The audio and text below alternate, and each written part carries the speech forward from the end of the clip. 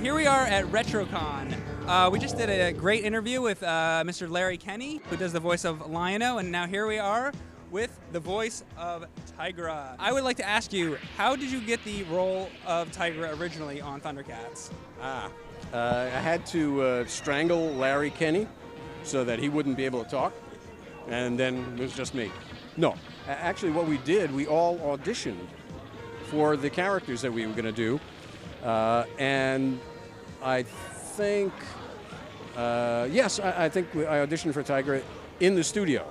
The original audition in the Rankin Bass offices was just sort of, it turned out, I think, to prove that we could do different voices. And nothing was assigned then.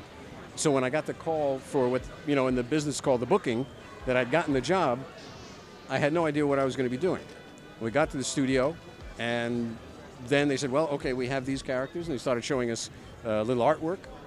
And so we started trying to, do voices, come up with ideas and voices, and we were cast on the spot, on the fly. Very cool. Yeah. Now this is right off the top of my head, so I don't remember the episode name.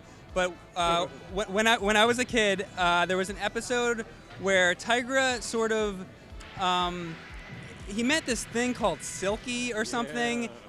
Who is that? My name is Silky. There was something about, and I don't remember that he actually ate or drank anything, but it was something under the influence of Silky. Yeah. And Tygra started speaking slowly, as I remember. Everything's fine, Panthro. Everything's just fine.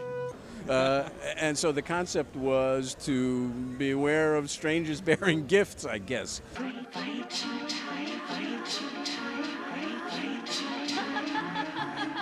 Well, I remember there's one part where Tygra almost trips out, and he thinks that he can fly, basically. Yeah. But then, as he's flying, he begins to fall, and that's like when you're on drugs, you get the high, and then you fall. I just remember that. I wouldn't know about that. Well, I wouldn't know either. That's what I hear. He's the expert. No. I'm falling, Silky. In the very first episode, it was called Exodus. The Thundercats appear nude for a while, and I always thought that was a little strange. Do you have any thoughts on why the Thundercats might have been nude? There's later episodes where they go back to Thundera, and the characters aren't nude at all. They're all fully dressed. So I was always like, why in the first episode were they nude? I can only imagine that the animators, everybody was thinking, oh, well, the characters, they're like animals, they humanized animals, anthropomorphized animals. They don't wear clothes. Their body, their skin look natural. And somebody said, what are you people doing? Are you nuts? Are kids naked? No. That's the only thing I can imagine. Somebody looked at it and said, we got to put clothes on these guys. That's the only thing I can even hazard a guess at. Remember, there was a psychologist involved in the project, making sure that there were positive messages and the morals, moral to every story. So maybe he was the one that said, you can't do that. Do you have a favorite Thundercats episode? I can't really... Well, that's not true. Yeah, the one episode that stood out for me as such a kind of fun episode for me was when Monkeyan got to take over the world. In a way, he took charge. I can't remember the name of it exactly, but Monkeyan became the boss. No, I will rule Third Earth. For whatever reason, and it was a complete fiasco. He was a terrible manager, and he had no idea how difficult it was going to be, and it all went downhill, and that was just great fun. Oh, no! Let me go! Were you actually the voice of Monkeyan? Oh, yeah.